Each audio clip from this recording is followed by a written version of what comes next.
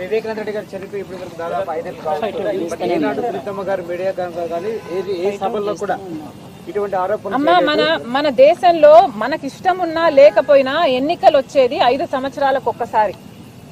5 సంవత్సరాలు సునీతమ్మ పోరాటం చేసింది. పోరాటం ఎంతగా చేసిందో ప్రజలందరూ చూశారు. ఆ పోరాటంలో న్యాయం జరుగునుంటే ఈ 5 సంవత్సరాలలో ఈ రోజు సునీతమ్మకు ఈ రోడ్ల మీద వచ్చి తిరగాల్సిన అవసరం ఉండేది కాదు. నేను వచ్చి ఇక్కడ పోటీ చేయాల్సిన అవసరం ఉండేది కూడా కాదు. కానీ న్యాయం జరగలేదు కాబట్టి 5 సంవత్సరాలు వేచి చూసింది కాబట్టి ఇప్పుడు న్యాయం కోరే అవకాశం, ప్రజా కోర్టులో న్యాయం కోరే అవకాశం వచ్చింది కాబట్టి ఈరోజు ప్రజాసేవ చేసిన ఒక నాయకుని బిడ్డ వచ్చి కొంగు చాచి న్యాయం చేయండి అని అడుగుతుంది. ఇందులో తప్పేముంది అని అడుగుతున్నాం. ఇది ఎలక్షన్ల కోసం వాడుకున్నట్టు ఎలా అవుతుంది అని అడుగుతున్నాం.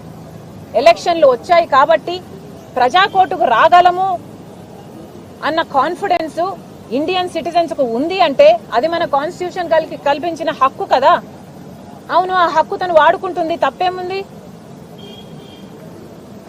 Thank you.